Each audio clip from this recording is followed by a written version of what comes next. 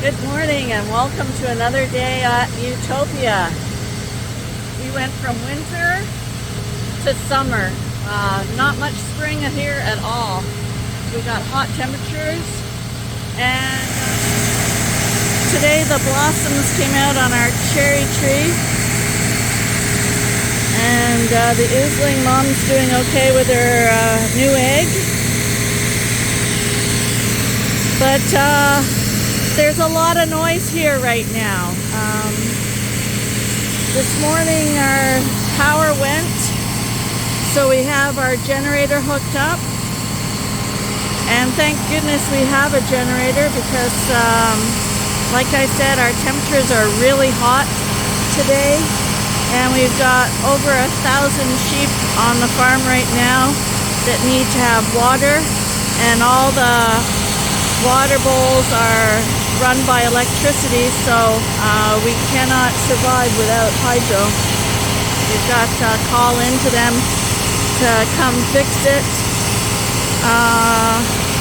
In previous videos you might have met my little friend, the red squirrel, who I feed every day, and it looks like he might have been the reason for the power outage.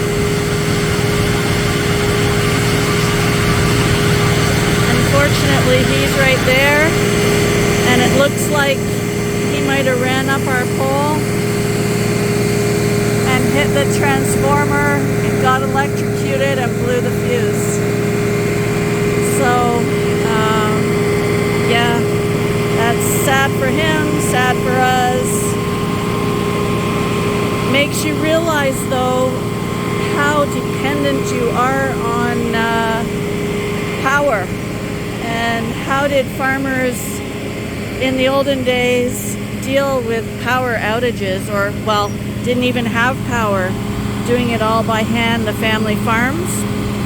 And in those days, the family farms probably could manage because they only had, you know, a cow and a couple of chickens and a sheep, just enough to look after their family. But farms nowadays are feeding cities, so they're big.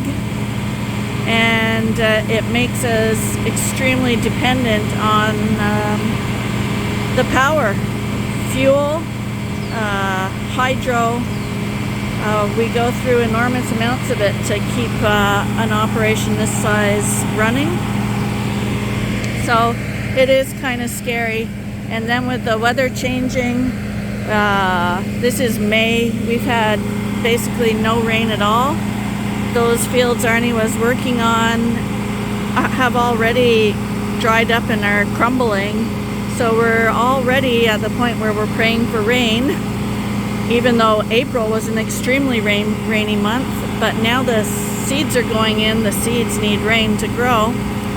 So yeah, farming, it's a busy life, and it's you work hard.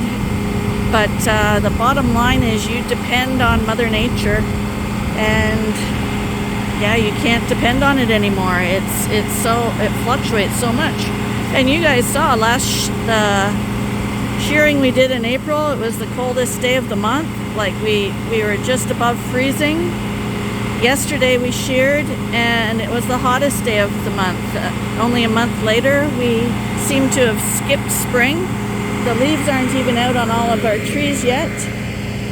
They're coming out, but not everyone has got leaves. These guys just came out yesterday, actually. But we skipped spring. Went from very, very cold to very, very hot. Usually we have that nice transition month where we get the crops in, you get a few rain days, you get a few sun days, and that's perfect for growing. It makes farmers extremely nervous when you don't get those May rains and you get these kinds of hot temperatures. Already the farmers, our neighbors, are talking worried. So let's hope that's not the case. No one ever wants a drought. Too much rain is much easier to handle than too little, because you can usually survive if it's rainy, because at least you can get animals out on pasture. because things will still grow as long as you're not flooded.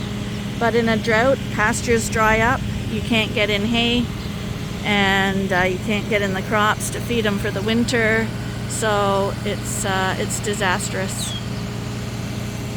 Anyway, my shearing video is uploading.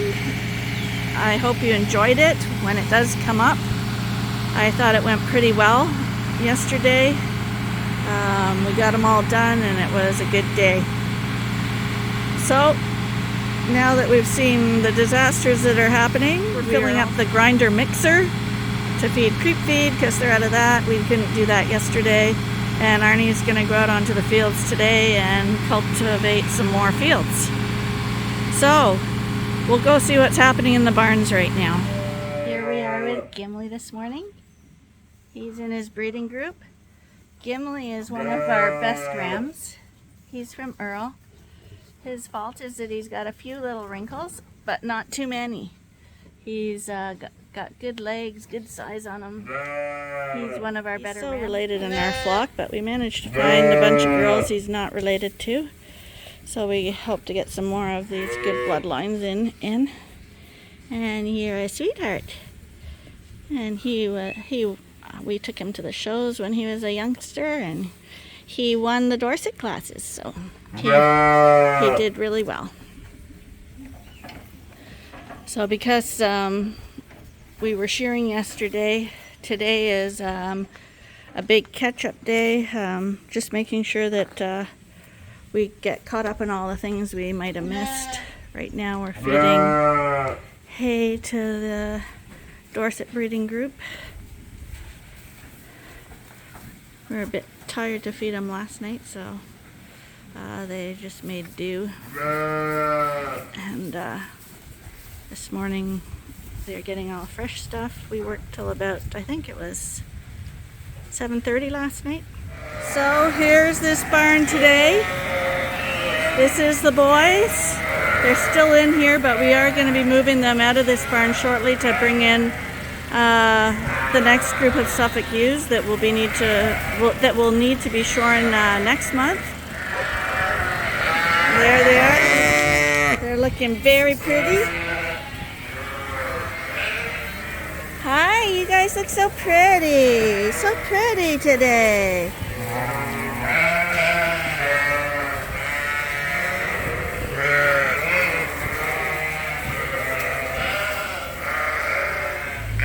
Hydro came and they fixed the transformer, so we have power again.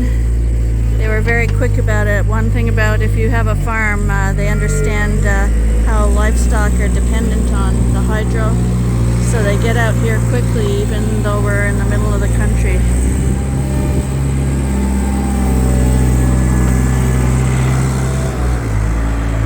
So we're feeding hay to the newly sheared sheep.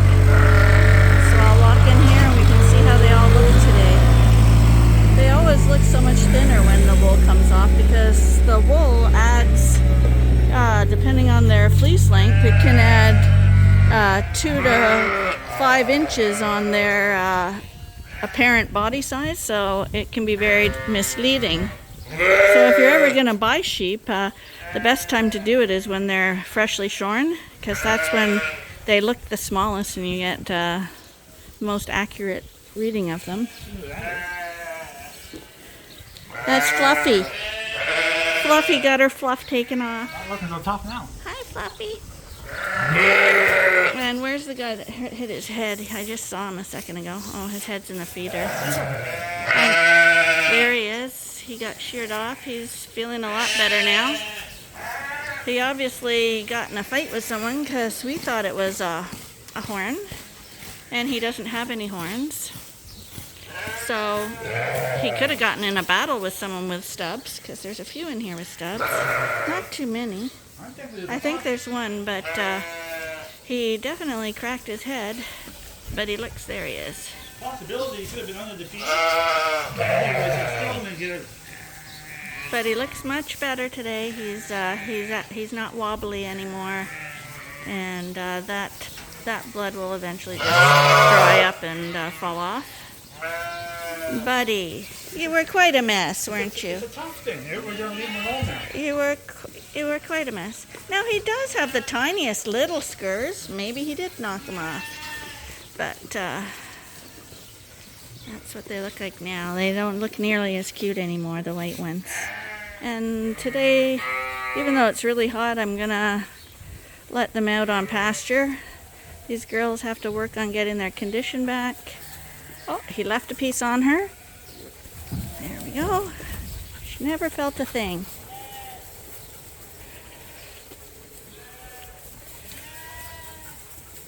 They won't want to stay out too long because of the heat and the bugs, but they will be happy to go out, and there is pasture for them, but we feed them the dry hay first, just so that the risk of bloating is minimized.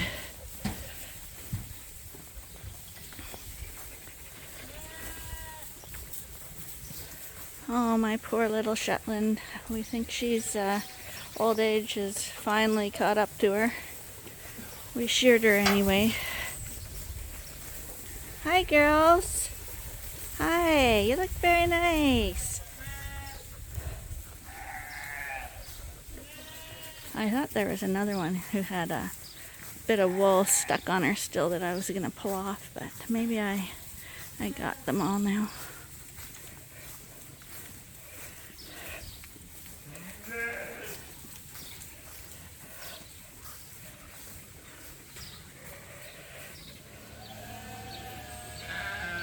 And these are the rams now. They look a lot different, but now you can see their build. And all the numbers were taken off their backs, so I don't know the 44s or anyone anymore.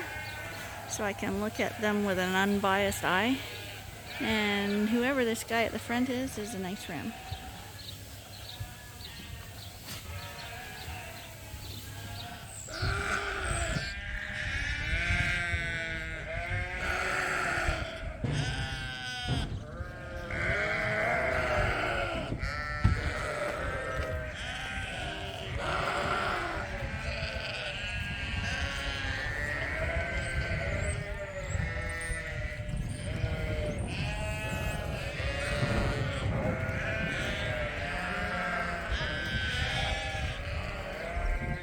Hi, Judas.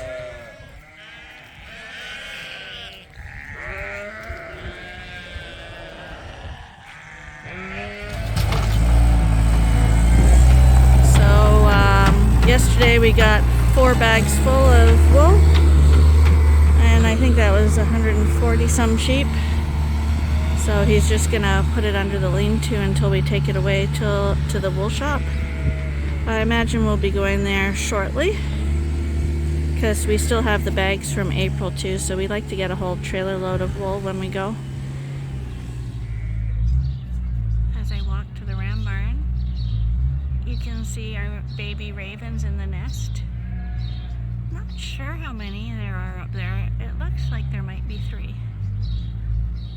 Okay, all of these are inside, freshly sheared, and they don't know this, but I just opened the gate to the field.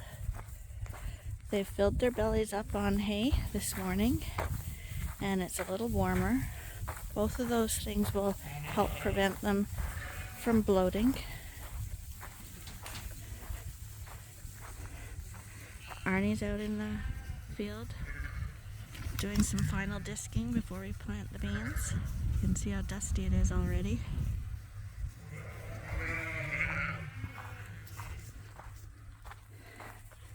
And this is it.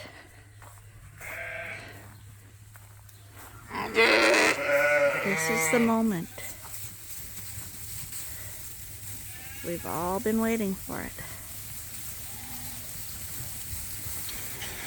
Now, I came out at this time of day because it's usually the quiet time, and we don't want to get stampeded.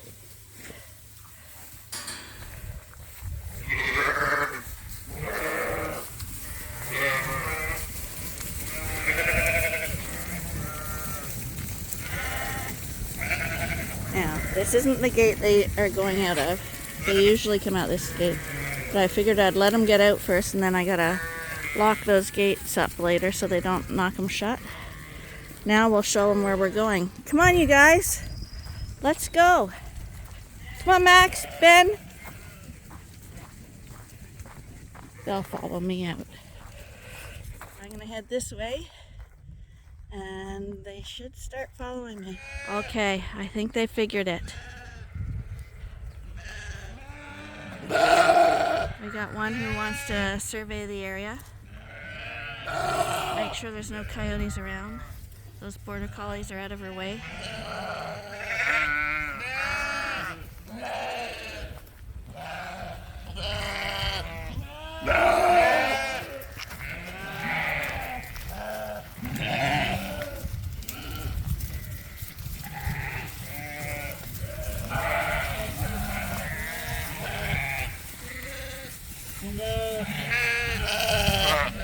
Get out, Max! Here, Max! Max, come here!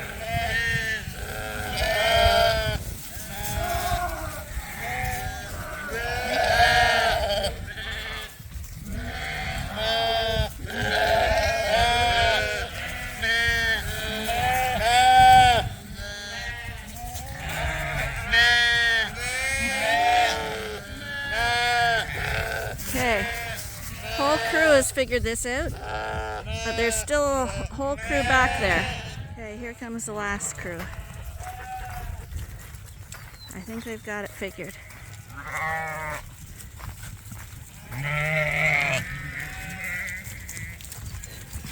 This is the crew that was so possessed with the grass at the side that they didn't realize that they've got a whole pasture full of it.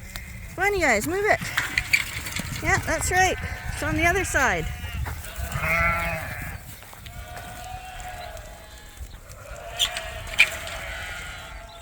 Yeah, that's how they rip out ear tags.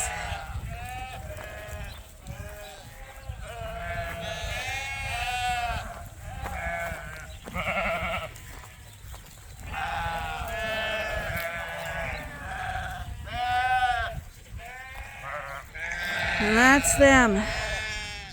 Those are all the ones that got sheared yesterday. So there's about 120 some ewes in there, because the rams are still in the barn.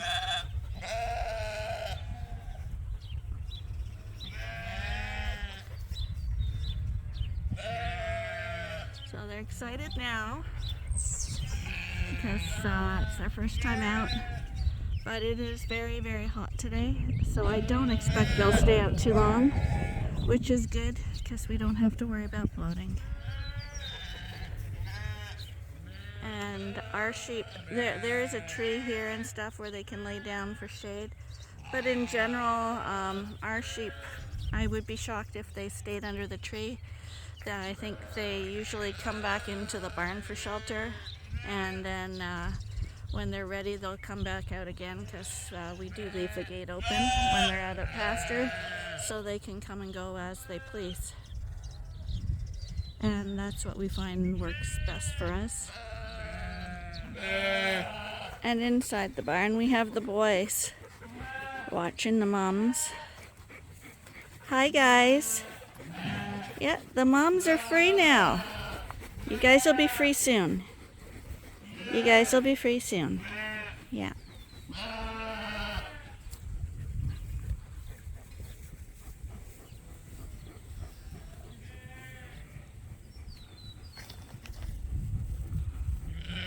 Happy days when the sheep get to go out to pasture.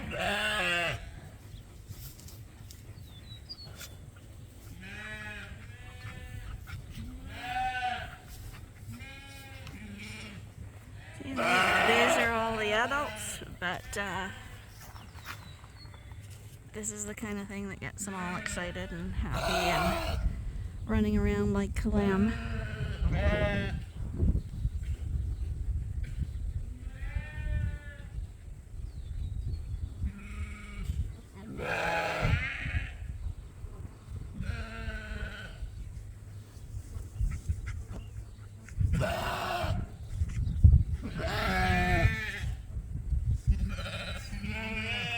And if we walk to the back,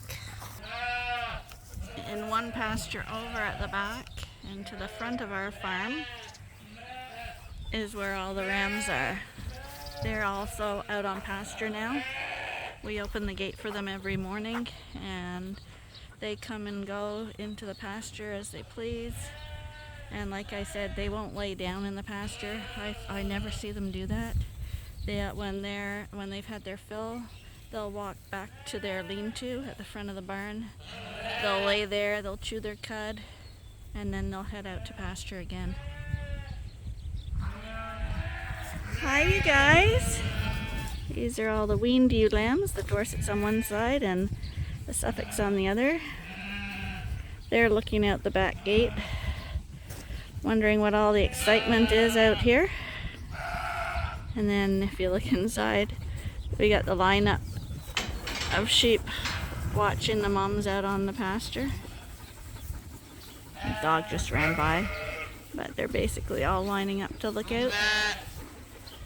See what mums are up to. They don't share a fence line with the rams. There's a fence there, and then there's this open paddock that these lambs will be out on shortly. And then we have the ram paddock. Sharing a fence line is much too dicey.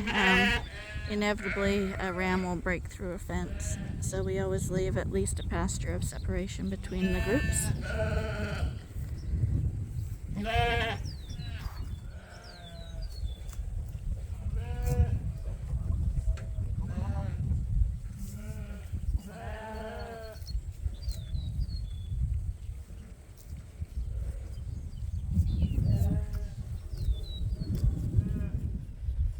This is the rewarding time of year for all these girls.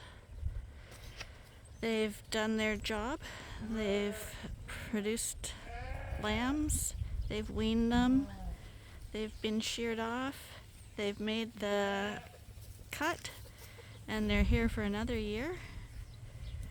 And now they get to just relax, eat grass, graze, walk around, enjoy their life until breeding season again this fall.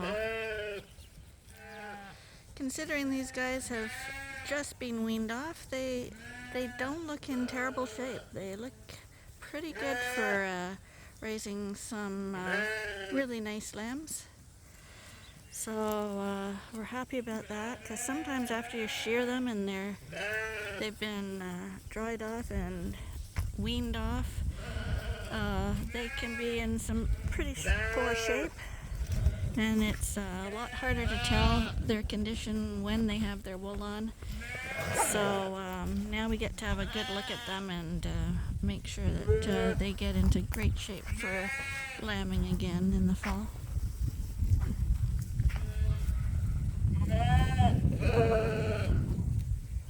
I've just come into the lamb barn because with this heat, they tend to drink a lot of water, so they also tend to make the water dirty. So I want to make sure to check the waterers several times a day when it's hot like this.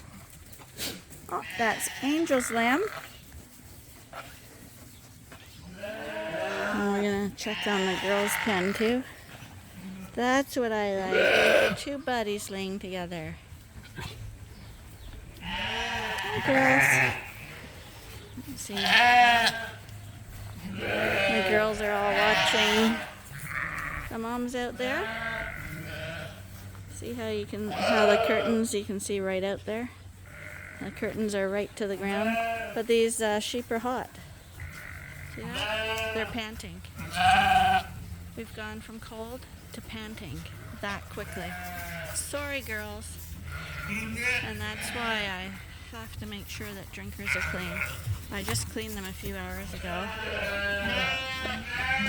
But you see how quickly it does get dirty because they drop the pieces of hay and stuff in there, so we'll clean that out for them.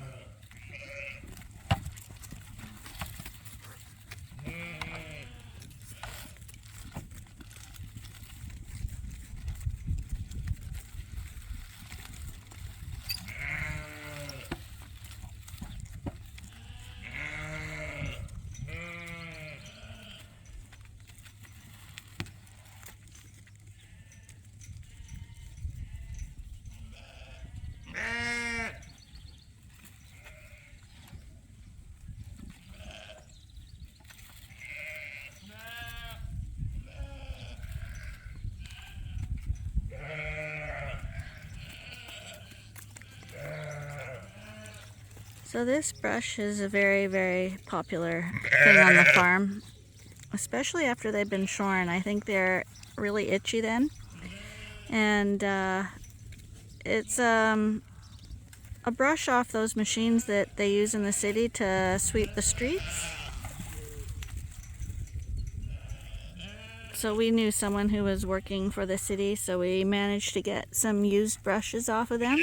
We've got this one installed. We still haven't found the time to put the other one up, but they really like it.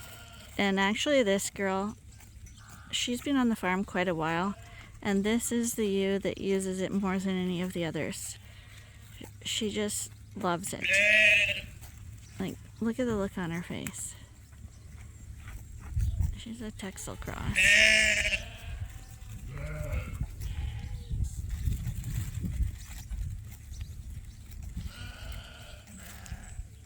She's the one that was watching everybody get sheared yesterday too. She was supposed to be going to Nova Scotia because she's a cross, but I'm thinking I'm going to keep her.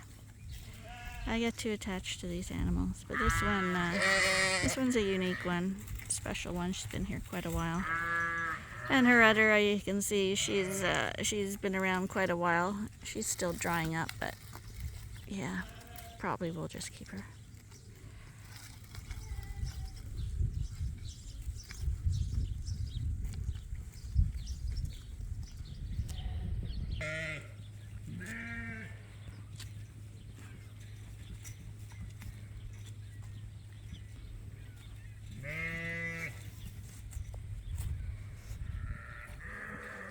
The sheep have been out here probably half an hour now. These guys are out in the field here. One's coming in, another Texel. Hi, sweetheart. She looks like could be related to that other one that was just here. But this is it. All the others are back in the barn already. Oh, but we got some new ones. They've been in the barn. They want to go back out again. Oh, and that's Toonie. Little Toonie. Hi, sweetheart. Oh, hello, hello. How you doing? Big Betty.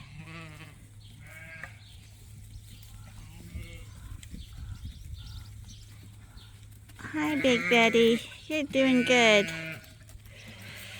So right now we got some more coming out. And you see, more coming out.